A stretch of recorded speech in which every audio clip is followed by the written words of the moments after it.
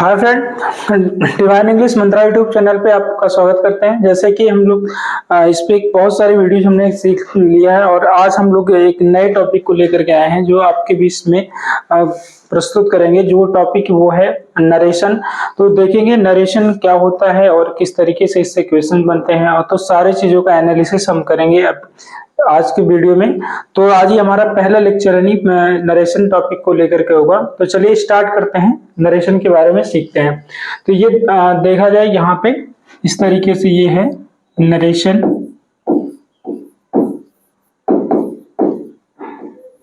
जी हाँ, तो ये जैसा कि आप देख रहे हैं नरेशन, नरेशन को हिंदी में कहते हैं कथन।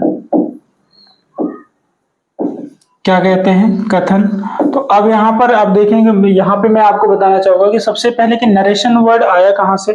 तो नरेशन वर्ड जो लिया गया है वो लिया गया है नरेट वर्ड से। किससे लिया गया है? नरेट वर्ड से।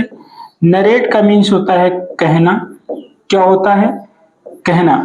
तो इसी से बना है नरेशन, यानी कि ये होता है क्या? कथन। अब एक सवाल यहाँ पे बनेगा कि व्हाट इज नरेशन, यानी नरेशन हम किसे कहेंगे। तो इसे डिफाइन करने की अगर बात आए तो सीधी सीधी बात ये कही जा सकती है, नरेशन यानी किसी के द्वारा बोला गया वाक्य ही हमारा होता है कथन के रूप में कहा जाता है।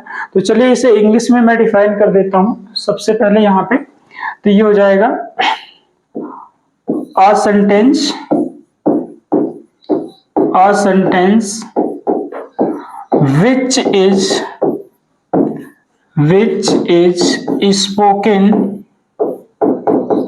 which is spoken by someone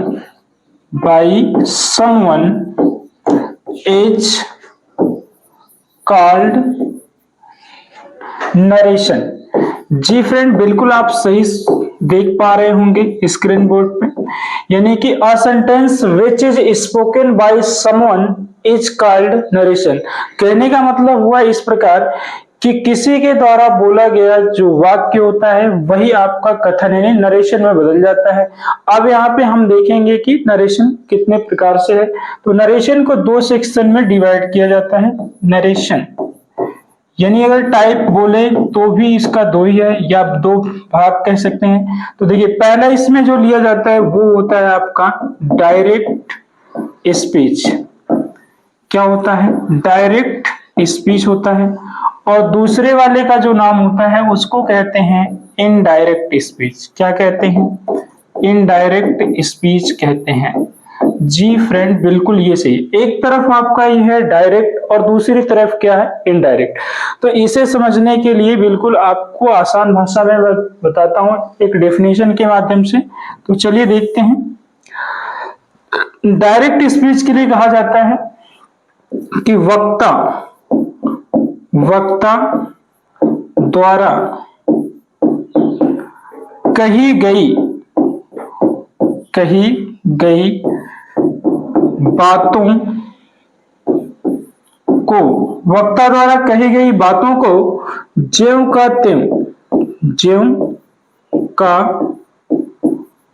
त्यों रख देना ही डायरेक्ट स्पीच कहलाता है। डायरेक्ट स्पीच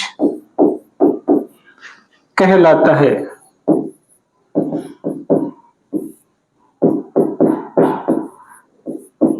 बिल्कुल यहाँ पे ये सही है, यानी कि वक्ता द्वारा कही गई बातों को ज्यों का त्यों रख देना ही डायरेक्ट स्पीच कहलाता है।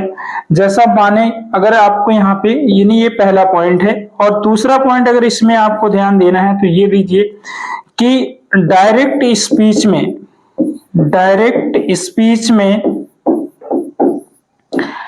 कॉमा, डायरेक्ट स्पीच में कामा और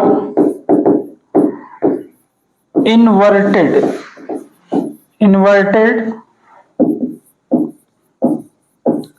कामा लगा होता है।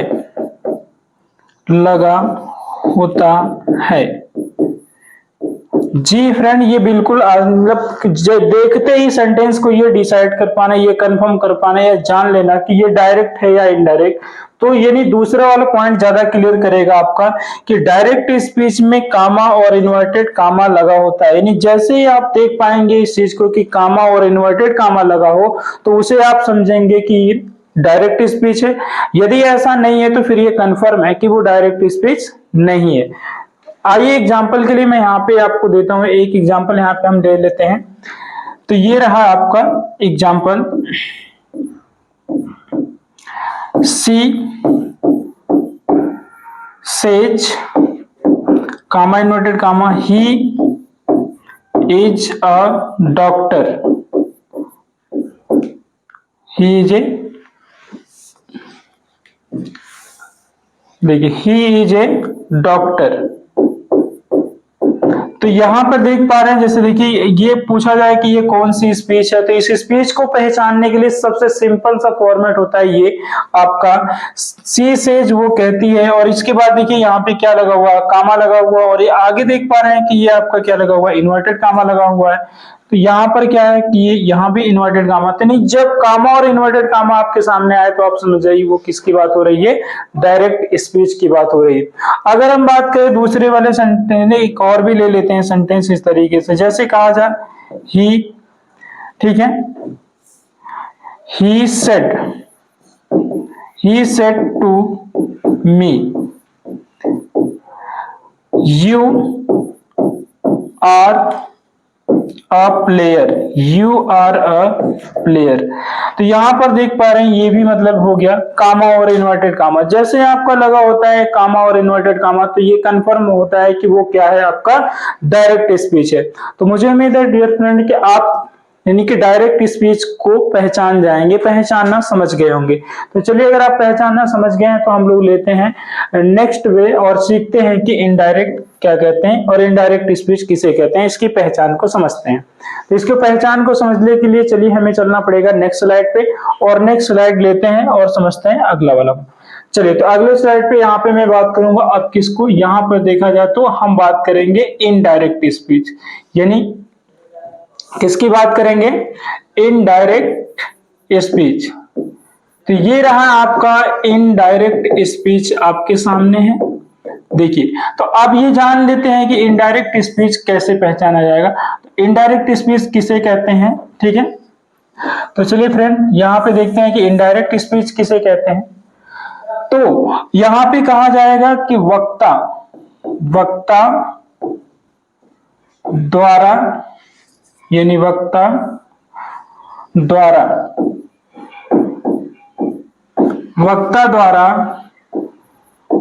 कही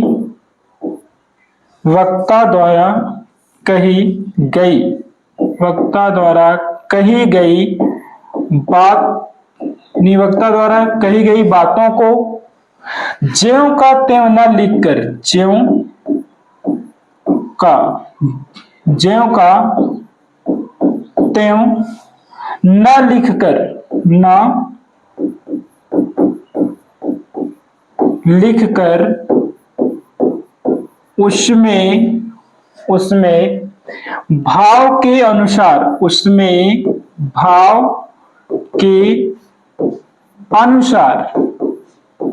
उसमें भाव के अनुसार, परिवर्तन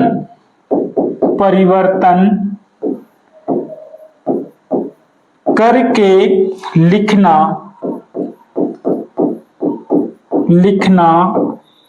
ही इनडायरेक्ट स्पीच कहलाता है।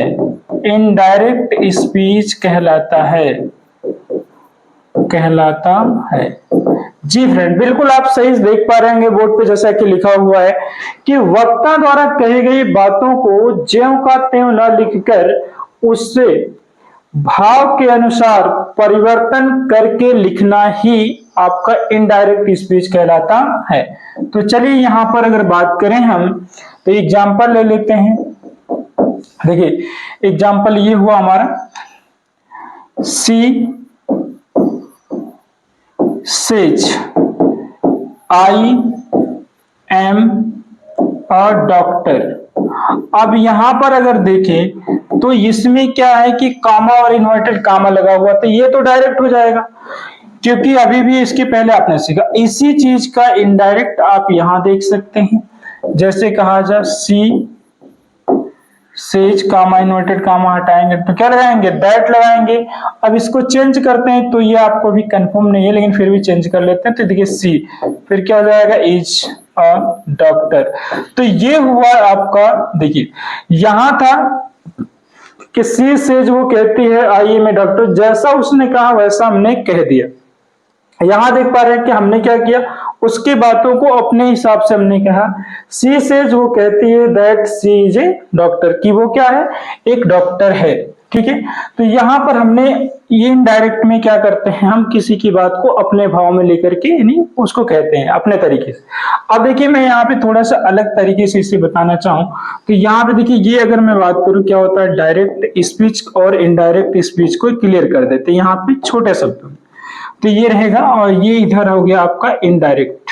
ठीक है, और यहाँ पे मान लेते हैं ये है हमारा स्पीच। देखिए अगर यहाँ पे हम कहते हैं ये है राम, क्या कहता है, श्याम, यानी ये राम क्या करता है, अगर श्याम को कुछ भी डायरेक्ट देता है या डायरेक्ट उससे कहता है तो वो क्या हो जाएगा, यानी कि जैसा ही इसने सोचा है वैसा ही यहाँ पे कह दिया, तो ये क्या हो जाएगा, डायरेक्ट हो गया। अब यहाँ पे देखिए अगर यहाँ पे क्या होता है कि राम अपना बात श्याम से डायरेक्ट ना कह करके यहाँ क्या करता है, मुकेश को ले लेता है, बीच में मीडिएटर बना देता है, यानी मुकेश। तो अब ये क्या कहता है कि अपनी ये मुकेश राम की कही हुई बात को श्याम से कहता है, मुकेश कहता है कि वैसा राम कहता है।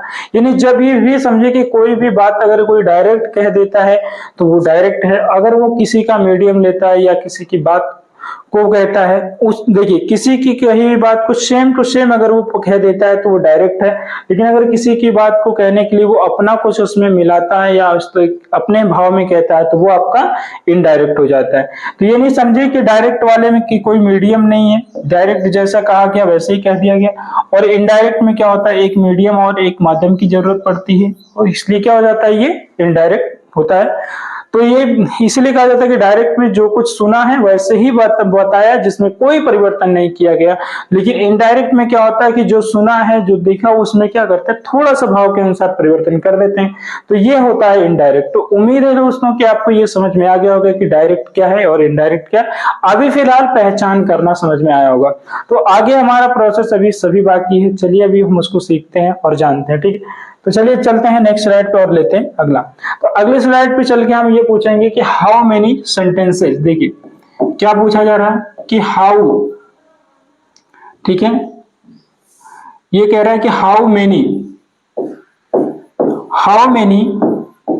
sentences, हाउ मेनी sentences, ठीक है, how many sentences can be converted into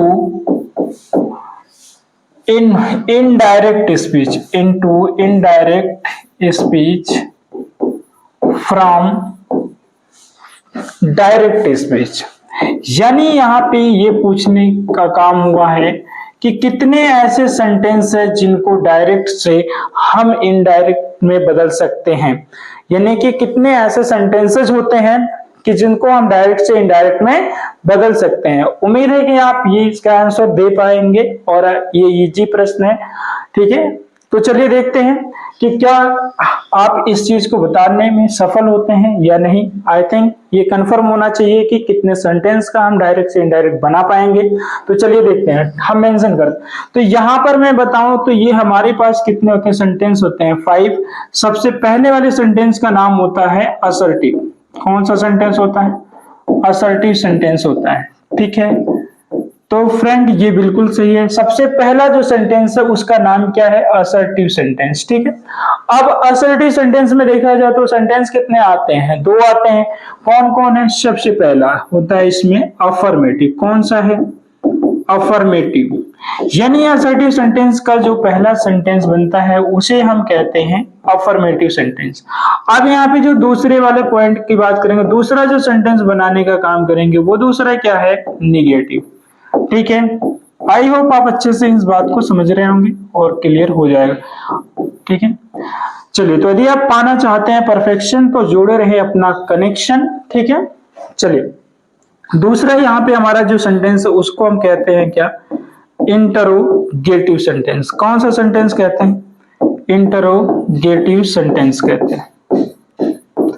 अब तीसरे नंबर पे अगर जो आता है उसका नाम हम लेते हैं इंपरेटिव। कौन सा सेंटेंस बोलते हैं, इंपरेटिव सेंटेंस बोलते हैं। कौन सा सेंटेंस है, इंपरेटिव सेंटेंस। ठीक है, अब यहाँ पे चौथे नंबर की अगर बात करें तो चौथा नंबर जो होता है वो हमारा रहता है क्या, ऑप्टेटिव सेंटेंस। कौन सा सेंटेंस है, ऑप्टेटिव सेंटेंस। जी हाँ, बिल्कुल आप सही समझ पा रहे हैं। और पांचवें नंबर की अगर बात करें तो ये पांचवा हमारा होता है एक्सक्लेमेटरी। कौन सा, एक्सक्लेमेटरी सेंटेंस। तो इस तरीके से हमारे पास सेंटेंस कितने हैं, टोटल 5 हैं जिनको हम डायरेक्ट से इनडायरेक्ट में बदल सकते हैं। आइए साथ ही साथ देखिए, आई होप ये आपका क्लियर हो गया होगा कि ये 5 सेंटेंस वो वाले सेंटेंस हैं जिनको डायरेक्ट से इनडायरेक्ट में हम लोग बदलते हैं। तो चलिए इनके साथ साथ एक चीज और भी कर लेते हैं कि इनके साथ जो आने वाला हमारा कंजंक्शन होता है उसको हम लोग ले लेते हैं। तो अपना हमारा कंजंक्शन क्या है, ये देखिए कि इनमें कंजंक्शन क्या आएगा। ठीक है, देखिए, तो इसमें कंजंक्शन के रूप में क्या क्या हमें मिल जाएगा, ये देखना।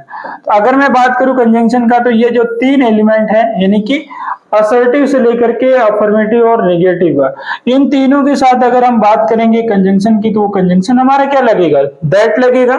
अब इसके बाद देखेंगे इंट्रोगेटिव, तो इंट्रोगेटिव के साथ क्या क्या आता है, इफ आता है, और यहाँ पे वेदर भी आ सकता है। क्या आ सकता है, वेदर। और साथ ही साथ अगर बात करेंगे तो इसमें आ जाएगा आपका WH, और इसके साथ इसकी क्या जुड़ जाती है, फैमिली। ठीक है, अब देखिए यहाँ पे हमारे पास कौन सा है, इंपरेटिव। अगर इंपरेटिव सेंटेंस के लिए अगर हम लोगों ने कुछ लिया तो कंजंक्शन के रूप में क्या मिलेगा, हमें टू मिलेगा। ठीक है, क्या मिलेगा, कंजंक्शन के रूप में टू, यानी यहाँ पे देखेंगे ये मिलेगा टू। अगर हम बात करेंगे क्या ऑप्टेटिव सेंटेंस का और एक्सक्लेमेटरी, तो ऑप्टेटिव सेंटेंस के लिए भी हमें क्या मिलेगा, ऑप्टेटिव सेंटेंस के लिए भी हमें कंजंक्शन के रूप में मिल जाएगा अपना दैट, और एक्सक्लेमेटरी सेंटेंस में भी हमको मिलेगा अपना दैट। तो इस प्रकार से हमारा ये हो गया क्लियर कि कितने ऐसे सेंटेंस हैं जिनको हम डायरेक्ट से इनडायरेक्ट में बना सकते हैं। ठीक है फ्रेंड, तो चलिए लेते हैं हम लोग नेक्स्ट स्लाइड और आगे की चीजों को समझते हैं। आगे की चीज को समझने के लिए मैं बता दूं कि इसमें एक बहुत महत्वपूर्ण और इंपॉर्टेंट जो हमारा सेक्शन होता है वो हमें जरूरी है, क्योंकि जो डायरेक्ट से इनडायरेक्ट बनाते समय है उसकी हमें अक्सर जरूरत पड़ेगी। तो यहाँ पे देखेंगे वो है केस। अब केस क्या होता है, केस तो वैसे आपने कई सुना होगा, लेकिन यहाँ पे जो केस है उस केस को हम हिंदी में क्या कहते हैं, कारक। वैसे तो आपने सुना होगा केस एक कोर्ट कचहरी वाला केस होता है, और एक केस होता है जिसको केस कांति से संभालने की कोशिश की जाती है, बट कहा जाता है कि जिसने लगाया केस कांति उसको मिली नहीं शांति। तो ना तो हमें उस वाले केस की बात करनी है, ना हमें कोर्ट कचहरी वाले केस की बात करनी है, हमें केस की बात करनी है जो इंग्लिश से रिलेट करता है। तो इंग्लिश में रिलेट करने वाला केस है, और ये कितने होते हैं इससे और कितने भाग में होते हैं, तो चलिए देखते हैं और लेते हैं। ठीक है, तो ये रहा है आपका, इसका भाग बनेगा आपका लगभग कितना बन जाता है आपके अकॉर्डिंग, आई होप 3-4 तो बना ही लेंगे। तो चलिए देखिए, अगर मैं यहाँ पे बात करूं तो सबसे पहला सेक्शन जो होगा उसमें आएगा आपका क्या आता है, पर्सन। और यहाँ पे अगर मैं बात करूं, यहाँ पे एक सेक्शन ये होता है, और ये बीच वाला सेक्शन थोड़ा लंबा कर दो, और इधर वाला सेक्शन ये कर दो। ठीक, तो ये हो गया आपका ये पर्सन वाला डाटा। तो यहाँ पे ऐसे कर लेते हैं। ठीक है, ये हो गया।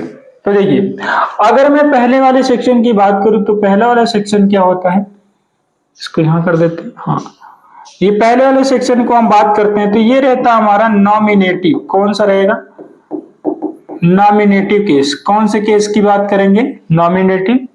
दूसरे में आता है जिसको हम कहते हैं पजेसिव। कौन सा केस कहते हैं, पजेसिव केस कहते हैं। अब इस पजेसिव केस में थोड़ी सी प्रॉब्लम है, और इस प्रॉब्लम का सलूशन ये कि यहां पर क्या होता है कि देखिए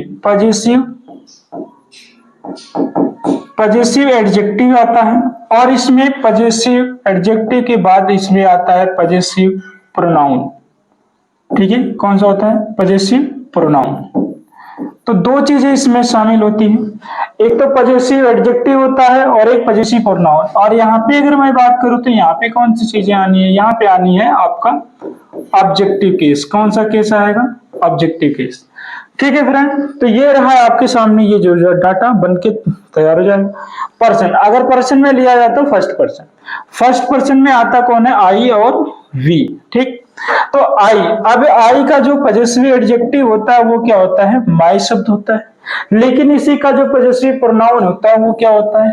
माइन होता है। ठीक, अब इसी का जो ऑब्जेक्टिव केस होता है वो क्या होता है? मी होता है। ये हो गया आई, माई, मी। अक्सर लोगों को इस बात को लेके कंफ्यूजन होता है कि माई हमारा क्या है? एडजेक्टिव। बट ऐसा बिल्कुल नहीं है, ये एडजेक्टिव नहीं है। ये क्या है? आप सॉरी, लोगों को कंफ्यूजन होता है कि प्रोनाउन, लेकिन ये है क्या? ये एडजेक्टिव है। इस बात को ध्यान में रखें।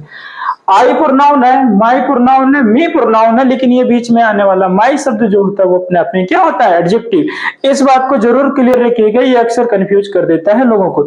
जैसा उम्मीद है कि मुझे फ्रेंड आप समझ पा रहे होंगे। नेक्स्ट लेते हैं, वी के बाद हमारे यहाँ पे क्या आना है? अवर। अब इसके बाद क्या हो जाना है? अवर के बाद अगर देखा जाए तो ये क्या हो जाएगा? अवर्स। और यहाँ पर देखा जाए तो क्या हो जाएगा? अस। ठीक है, अब देखिए यहाँ पे हमारा जो पहला वाला पर्सन था ये हो गया कंप्लीट। तो पहले वाले पर्सन के बाद हम लेते हैं सेकंड पर्सन, यानी फर्स्ट पर्सन के बाद क्या लेंगे? सेकंड। सेकंड में एक ही तो जन्म लिया है, एक ही तो है, जो इसको कहते हैं यू। और इसका अगर हम ये एडजेक्टिव की बात करेंगे, यानी पजेसिव एडजेक्टिव, तो योर होता है। लेकिन अगर पजेसिव प्रोनाउन की बात करने की कोशिश करेंगे तो योर्स हो जाएगा। अगर हम यहाँ पे ऑब्जेक्टिव केस की बात करेंगे तो ये यू रहेगा। तो इस प्रकार से हमने सेकंड पर्सन को भी हमने कर लिया क्लियर। ओके फ्रेंड, तो चलिए देखते हैं नेक्स्ट। तो यहाँ पर हमारा हो जाएगा कौन सा? ये हो गया थर्ड पर्सन। थर्ड पर्सन में अगर पहली बात देखेंगे तो आएगा ही, और ही के बाद अगर आप जाने की कोशिश करें तो यहाँ पे क्या मिलेगा आपको? हिज। और यहाँ पर भी आपको मिल जाएगा क्या? हिज। और यहाँ पर आपको मिल जाएगा हिम। अब यहाँ पे एक और लेते हैं जो आता है हमारे सी के नाम से।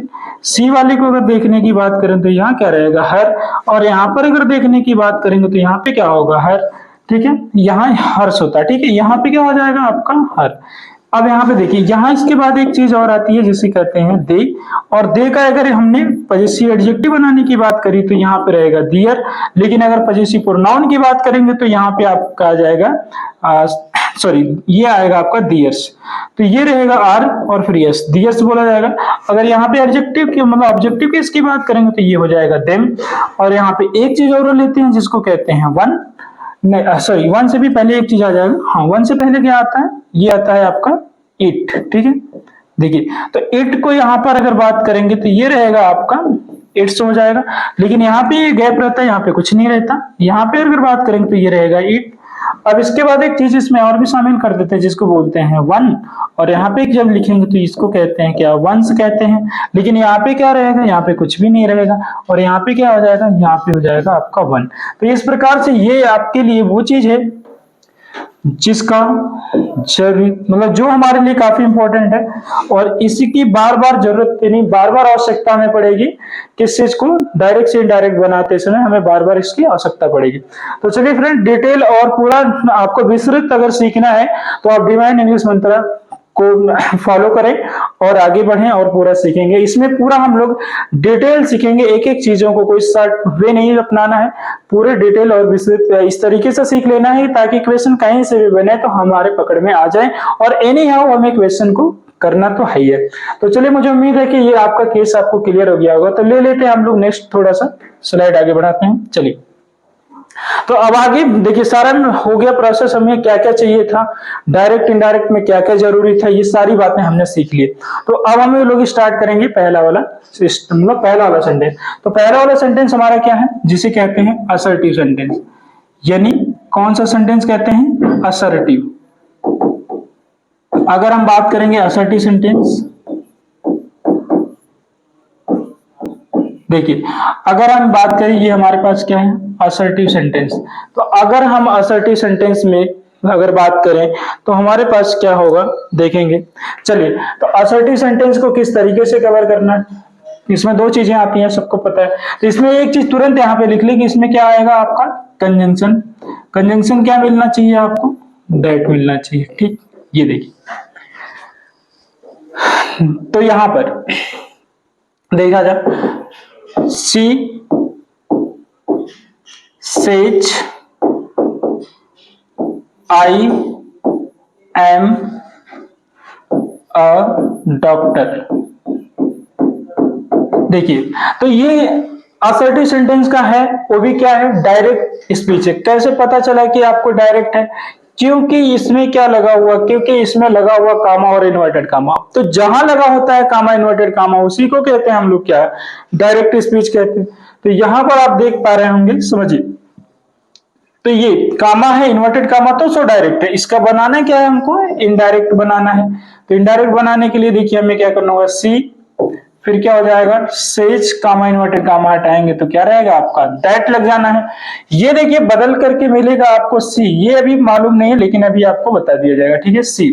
अब यहाँ पर क्या हो जाएगा, ये हो जाएगा आपका इज, और ये क्या हो जाएगा, फिर क्या हो जाएगा, डॉक्टर, ठीक है। ये देखिए कई, सॉरी यहाँ पे इन्वर्टेड कामा हट जाता है, सिर्फ फुल स्टॉप रहता है। तो आई होप आपको समझ में आया कि देखिए ये क्या था, अफर्मेटिव सेंटेंस था, चूंकि ये असर्टिव में एक्सेप्टेड है।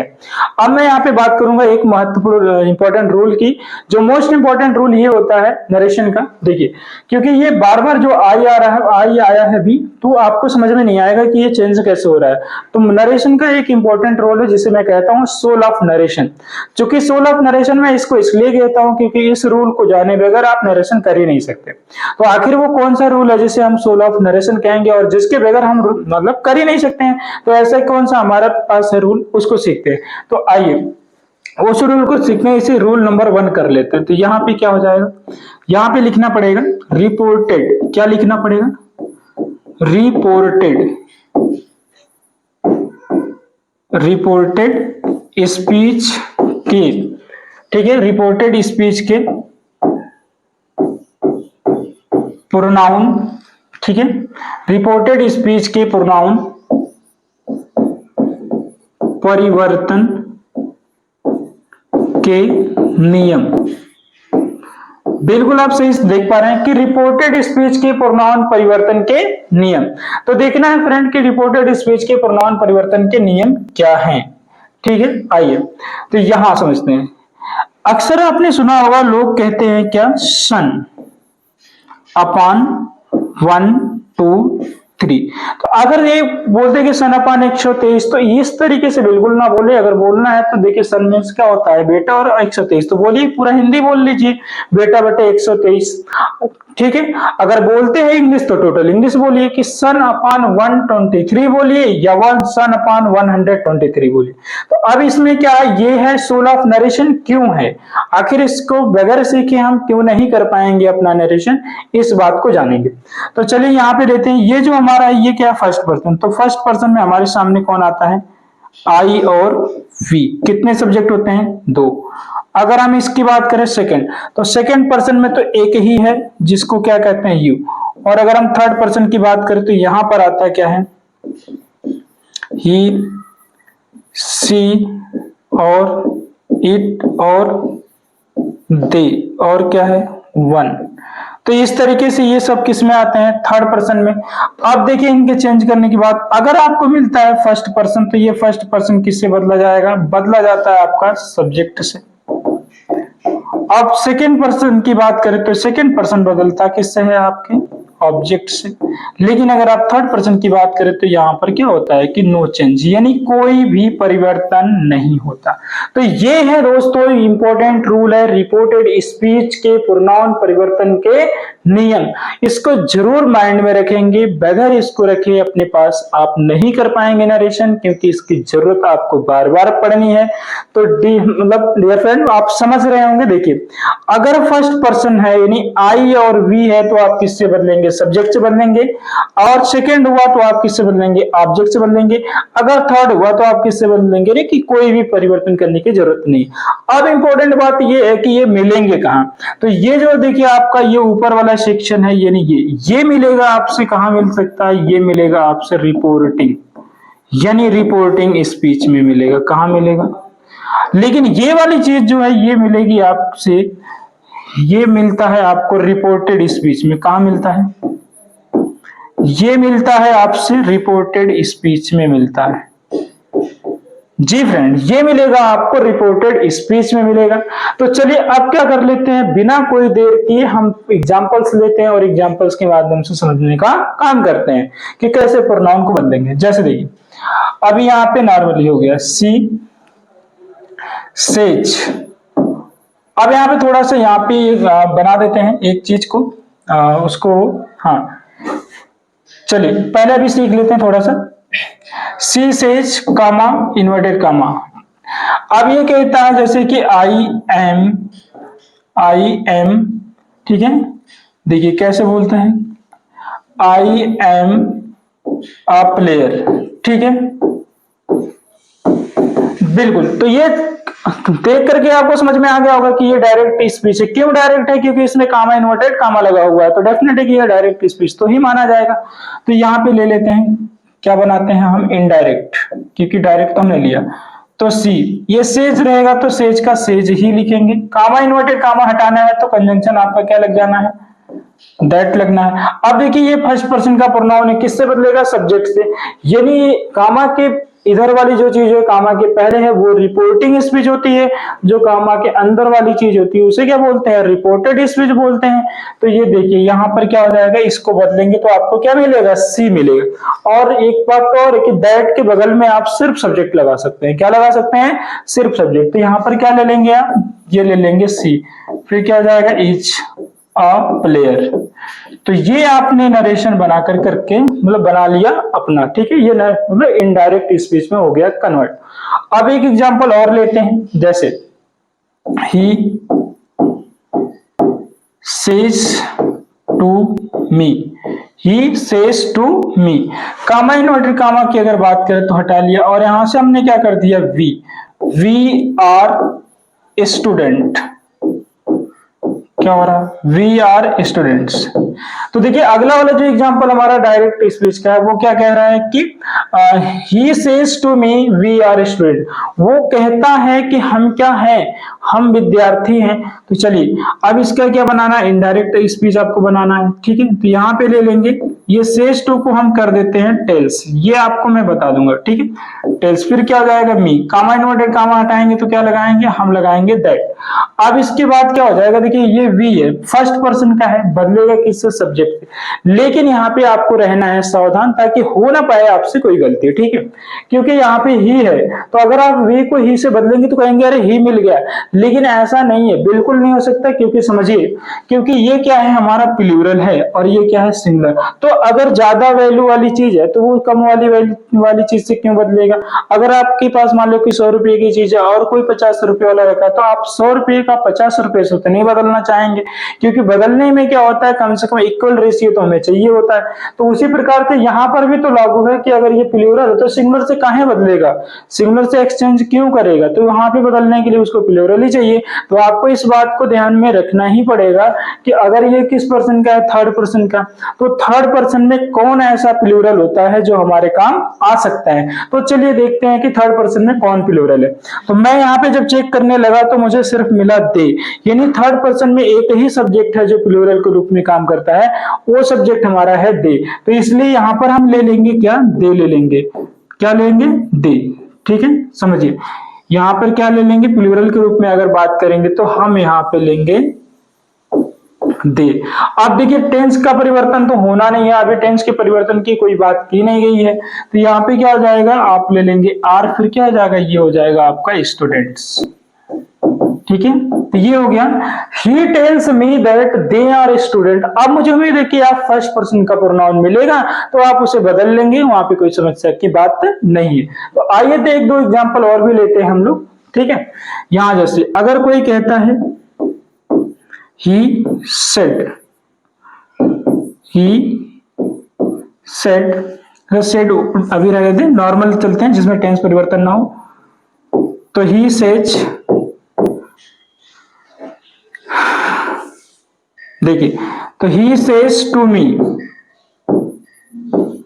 फिर क्या कह रहा है, you are you are a player. देखिए, ही सेज टू मी, वो कहता है कि यू आर ए प्लेयर, कि तुम क्या हो, खिलाड़ी हो। तो ठीक है, यहाँ पे जैसा अभी सेज टू को हमने टेल्स किया था, तो यहाँ पर भी क्या कर लेंगे, सेज टू को हम कर देते हैं टेल्स। क्या कर देते हैं, टेल्स कर लेते हैं। अब यहाँ पर क्या आ जाएगा, मी, कामा इन्वर्टेड कामा हटाएंगे तो अपने आवश्यकता अनुसार यहाँ पे क्या लग जाएगा, दैट। अब बात आती है यहाँ सेकंड पर्सन। तो सेकंड पर्सन को बदलना है, तो सेकंड पर्सन किससे बदलेगा। देखिए, अगर आपके पास यहाँ सेकंड पर्सन मिल गया तो आप चलते चलते जाओगे कि कौन मिलेगा, ऑब्जेक्ट। यानी आप सेकंड पर्सन को बदलोगे किससे, आप बदलोगे ऑब्जेक्ट से। तो यहाँ पर ऑब्जेक्ट क्या है, आपके पास मी है। तो यानी कि जब आपके हाथ में क्या मिल गया है, मी मिला है, तो मी को क्या करेंगे कि आप तो मी तो लिख नहीं सकते, क्योंकि सब्जेक्ट के बगल में आप क्या लिख पाओगे, ओनली वन सब्जेक्ट लिख पाओगे। जब सब्जेक्ट लिख पाओगे तो मी का सब्जेक्ट क्या होगा, ढूंढने चलोगे। तो जो केस वाला कॉलम बनाया था मैंने, उसमें आपको मिल जाएगा पीछे वाली स्लाइड पे। चलो अगर आपको दिखाना है तो मैं दिखा दूं। देखो, ये नहीं क्या है कि ये मी मेरा ऑब्जेक्ट है। अब इसको क्या करेंगे, सब्जेक्ट हमको चाहिए, तो मी का सब्जेक्ट क्या मिलेगा, आई मिलेगा। समझ में आ रही बात है। तो इस वाले चार्ट को जरूर याद रख लेना, ये बहुत काम करेगा। जैसे अभी देखो, हमको मिल गया था मी, अब उसमें क्या लेना हमको, आई। तो ये यहाँ पे ले लेंगे। अब चलिए नेक्स्ट लेके दिखाते हैं। ये तो हमें मिला था मी, अब यानी मी मिला है तो हमें सब्जेक्ट चाहिए, तो सब्जेक्ट क्या मिलेगा हमको, आई मिलेगा। टेंस बदलना नहीं है, तो यू के साथ आ रहा है तो इसके साथ क्या लग जाएगा, आई एम, और फिर क्या हो जाएगा अपना, ये हो जाएगा प्लेयर। तो मुझे उम्मीद है कि फ्रेंड आपको ये क्या होगी, डायरेक्ट और इनडायरेक्ट बढ़िया से समझ में आ रहा होगा। डिटेल समझना है तो फिर आपको डिवाइन इंग्लिश मंत्रा यूट्यूब चैनल से जुड़ना ही पड़ेगा। ठीक है, पाना है परफेक्शन तो जुड़े रहे अपना कनेक्शन डिवाइन इंग्लिश मंत्रा यूट्यूब चैनल से। चलिए देखते हैं अगला, ये हमारे पास क्या है। हाँ, एक और लेते हैं। He says you are you are an engineer.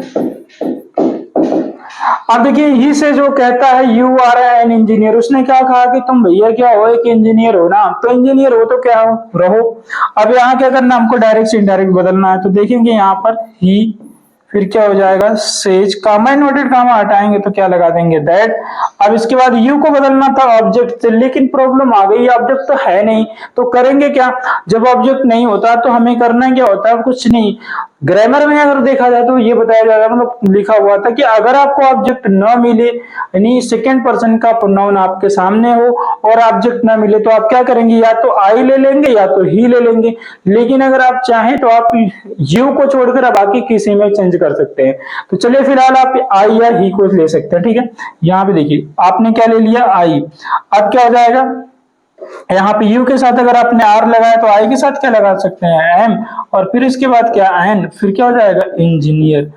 ठीक है, तो डियर फ्रेंड ये हो गया आपका क्लियर।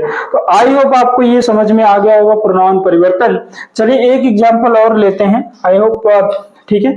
तो एक एग्जांपल और ले लेते हैं जो हमको, चलिए। तो अब मुझे उम्मीद है कि आपने प्रोनाउन परिवर्तन में लगभग फर्स्ट पर्सन और सेकंड पर्सन को पूरी तरह से सीख लिया है। तो आइए हम लोग ले लेते हैं थर्ड पर्सन वाला। ठीक है, तो ये देखिए हमारे पास थर्ड, जैसे कहा जाए ये, he says, he says they are players, they are players। ठीक है, तो अब देखिए ये क्या है, आपका डायरेक्ट है। डायरेक्ट इसलिए है क्योंकि इसमें कामा इन्वर्टेड कामा लगा हुआ है। ठीक है, अब बनाना क्या है, इसका इनडायरेक्ट बना देना। तो इनडायरेक्ट बना, देखिए ये हो जाएगा आपका ही सेज बराबर सेज रहेगा। अब यहाँ पे कामा इन्वर्टेड कामा हटाएंगे तो क्या पाएंगे, दैट। अब ये किस पर्सन का है, थर्ड पर्सन, तो ये होगा नहीं चेंज, थर्ड पर्सन का है तो ये चेंज नहीं होगा। तो क्या कर देंगे, दे आर प्लेयर्स, क्या कर दिया जाएगा, दे आर प्लेयर्स कर दिया जाएगा। क्लियर है। अब देखिए प्रोनाउन परिवर्तन तो आपने बहुत बढ़िया तरीके से सीख लिया है। ठीक है, तो साथ ही साथ प्रोनाउन परिवर्तन आपने बढ़िया तरीके से सीख लिया है, तो आपको थोड़ा सा चलना होगा और आगे देखना होगा। ठीक है, चलिए तो एक एग्जांपल और हम ले लेते हैं यहाँ पर। इसमें जैसे कहा जाए सी, डायरेक्ट में सी सेज टू मी, ठीक है, he is going to school. ये देखिए एक एग्जांपल हमने और भी लिया है, जैसे देखिए यहाँ पे डायरेक्ट का है, डायरेक्ट इसलिए है क्योंकि इसमें कामा इन्वर्टेड कामा लगा हुआ है। तो यहां देखेंगे सी और फिर सेज टू के लिए हम यहाँ पे कर सकते हैं क्या है, टेल्स, सी टेल्स मी। कामा इन्वर्टेड कामा हटाएंगे तो क्या लगाएंगे, हम लगाएंगे दैट। और यहाँ पर क्या हो जाएगा, देखिए थर्ड पर्सन का प्रोनाउन है तो बदलेगा नहीं, तो यहाँ नहीं बदलेगा इसलिए हो जाएगा ही सेज, फिर क्या हो जाएगा एज, फिर क्या हो जाएगा ये गोइंग। तो गोइंग टू स्कूल ये बन के तैयार। वन मोर एग्जांपल और लेते हैं हम थर्ड पर्सन का, देखिए तो ये हो जाएगा आपका डायरेक्ट, एक ले लेते हैं, राम सेड टू श्याम। देखिए Mukesh is a good student, Mukesh is a good student. तो देखिए तो यहां पर अगर हम बात करें यहाँ पे जैसे कि हो जाएगा ये आपका इनडायरेक्ट, तो यानी कि देखिए राम ने किससे कहा है, श्याम से कहा है, तो यहाँ पे क्या होगा सेट टू कर देंगे, ठीक है। यानी टेंस कैसे बदल रहा है अभी आपको ध्यान नहीं देना है, क्योंकि आगे मैं टेंस का रूल बताऊंगा अगली वाली वीडियो में, तो वहां पे कवर करेंगे। इस वाली वीडियो में सिर्फ हमने नरेशन किसे कहते हैं, कितने टाइप का होता है, और हमने सीखा है कि मतलब प्रोनाउन परिवर्तन। तो देखिए राम टोल्ड श्याम, राम टोल्ड श्याम, कामा इन्वर्टेड कामा हटेगा तो क्या लगेगा, दैट लगेगा। चूंकि मुकेश है तो एक नाम है, तो नाम में कोई परिवर्तन नहीं करते, तो ये ऐसे रह जाएगा ये। अभी इसका क्या कर देंगे, टेंस परिवर्तन करेंगे, बात चूंकि इधर क्या है पास्ट है, इससे आप घबराएंगे नहीं, अगली वाली वीडियो में जो होगी वो आपको मिल जाएगा क्या, उसमें टेंस परिवर्तन पे हम लोग पूरी विशेष बातें करेंगे, ठीक है। तो ये हो जाएगा, और फिर क्या हो गया ये गुड, और फिर ये आपका स्टूडेंट। तो चलिए आई होप फ्रेंड कि आपको ये आज की वीडियो में नरेशन का जो हमने एक इंट्रोड्यूस किया, और नरेशन आपको बढ़िया तरीके से समझ में आ गया होगा कि नरेशन कहते कैसे हैं। नरेशन को मतलब दो भागों में रखा गया, डायरेक्ट है और इनडायरेक्ट, डायरेक्ट स्पीच और इनडायरेक्ट स्पीच। साथ ही साथ हमने उसमें ये बताया कि कौन सा हमें जरूरत मतलब किन किन बातों का ध्यान देना होता है, जैसे केस हमारा आता है। और दूसरा इसमें आज की वीडियो का सबसे इंपॉर्टेंट अगर बात रही है तो वो रही है प्रोनाउन परिवर्तन, यानी रिपोर्टेड स्पीच के प्रोनाउन परिवर्तन के तरीके। तो जैसे कि आपने उसमें समझ लिया कि फर्स्ट पर्सन आएगा तो क्या करेंगे। चलिए मैं एक क्या करता हूं कि हम लोग एक शॉर्ट रिवीजन ले लेते हैं कि हमने आज की वीडियो में क्या क्या सीखा है, ठीक है। तो आइए शॉर्ट रिवीजन के लिए चलते हैं प्रीवियस वीडियो पे, ठीक है। तो चलिए देखिए हमने आज से यही सीखना प्रारंभ किया था कि नरेशन किसे कहते हैं। नरेशन मीन्स मैंने बताया था कथन होता है। कथन क्या होता है, जो किसी के द्वारा बोला गया हो वो कथन ही होता है। अगर वो डायरेक्ट बोल देता है तो डायरेक्ट हो जाता है, इनडायरेक्ट बोलता है तो इनडायरेक्ट होता है। जैसे कि यहाँ पे देखिए a sentence which is spoken by someone is called narration, ये हो गया। और नरेशन के कितने भागों में रखा गया था, दो। तो एक तरफ था डायरेक्ट, तो दूसरी तरफ क्या था, इनडायरेक्ट। हमने बात करी यहाँ पे डायरेक्ट वाली, तो वक्ता द्वारा कही गई बातों को ज्यों कहते हैं रख देना या लिख देना ही क्या कहलाता है, आपका डायरेक्ट स्पीच कहलाता है। तो डायरेक्ट स्पीच में आपने एक बात और ध्यान देनी थी कि डायरेक्ट स्पीच में कामा और इन्वर्टेड कामा लगा होता है, ऐसा मिलता है। जैसे देखिए she says he is a doctor, तो ये एक सेंटेंस था, पता नहीं ये कौन सा था, डायरेक्ट था कि इनडायरेक्ट था। इस बात को जानने के लिए हमने क्या किया था, कामा और इन्वर्टेड कामा मिला था, तो हमें पता चला था कि ये क्या है, डायरेक्ट स्पीच है। क्लियर। अब देखिए दूसरे वाले एग्जांपल में हमने देखा था कि he said to me you are a player, तो यहाँ पर भी क्या मिला था, कामा और इन्वर्टेड कामा मिला था। तो हमें इस बात को समझ में आ गया था कि ये मेरे लिए क्या है, डायरेक्ट है। तो चलो आगे चलते हैं। अगले वाले में हमने क्या सीखा था, अगले वाले में सीखा ये था कि इनडायरेक्ट। तो इनडायरेक्ट में पूरी तरीके से बात समझ में आ गई थी कि वक्ता द्वारा कही गई बातों को ज्यों का त्यों लिख देना। देखिए वक्ता द्वारा कही गई बातों को ज्यों का त्यों न लिख करके उसमें भाव के अनुसार परिवर्तन करके लिखना ही क्या कहलाता है, इनडायरेक्ट स्पीच कहलाता है। She says I am a doctor, तो ये तो डायरेक्ट है क्योंकि कामा इन्वर्टेड कामा लगा है, तो हमने इसको बदला किस तरीके से, she says that she is a doctor, तो ये हमारा हो गया था इनडायरेक्ट स्पीच। मैंने कहा कि इनडायरेक्ट को और भी तरीकों से बताने का काम करें। देखिए जरा, जैसे डायरेक्ट स्पीच, राम अगर श्याम से अपनी बातें क्या करता है, डायरेक्ट कह देता है या उसी रूप में कह देता है तो क्या हो जाएगा, यानी ये होता है आपका डायरेक्ट स्पीच। यानी राम को कोई बात सुनाई दी तो उसने उसी रूप में कह दिया, तो ये क्या हो जाएगा, डायरेक्ट। और यहाँ पे अगर राम को कोई बात सुनाई दी तो उसने इससे कहा और इससे क्या हुआ, मतलब ये अपने तरीके से, राम ने इसको कोई बात बताई तो ये अपनी बात को इससे अपने हिसाब से बताया। जैसे मान लीजिए कि राम ने कहा कि सी इज ए डॉक्टर, ठीक है, अब ये मुकेश उसे अपने तरीके से थोड़ा सा मॉडिफाई करके बताता है तो वो क्या हो जाएगा, इनडायरेक्ट हो जाएगा। सीधी बात है कि डायरेक्ट में जो कहा है, जो सुना है वही बोला है, और इनडायरेक्ट वाले में क्या होता है कि जो सुना कहा बोला उसमें थोड़ा सा कर लेते हैं परिवर्तन, तो वही वाला हो जाता है हमारा इनडायरेक्ट। तो आई होप ये भी समझ में आ गया होगा। चलिए अगले में अगर बात करें हम लोग, तो अगले में बात ये हुई थी कि how many sentences can be converted into indirect speech from direct speech. तो हमने देखा था, हमने और बताया भी था कितना होता है कि 5 सेंटेंस ऐसे होते हैं जिनको हम लोग डायरेक्ट से इनडायरेक्ट स्पीच, मतलब डायरेक्ट को इनडायरेक्ट में कन्वर्ट करते हैं। तो वो 5 सेंटेंस हमारे पास ये हैं। फर्स्ट वन है असर्टिव सेंटेंस, जिसके 2 पार्ट बनते हैं, एक अफर्मेटिव एक नेगेटिव बनता है। और दूसरे पॉइंट पे बात करें तो इंटरोगेटिव सेंटेंस है। तीसरे पे बात कर ले तो इंपरेटिव है। चौथे पे बात करें तो ऑप्टेटिव है, ठीक है, चौथे पे अगर बात करें तो ऑप्टेटिव, और पांचवें पे बात कर ले तो एक्सक्लेमेटरी है। तो ये रहे 5 सेंटेंस आपके सामने जिनको हम डायरेक्ट से इनडायरेक्ट में बदल सकते हैं।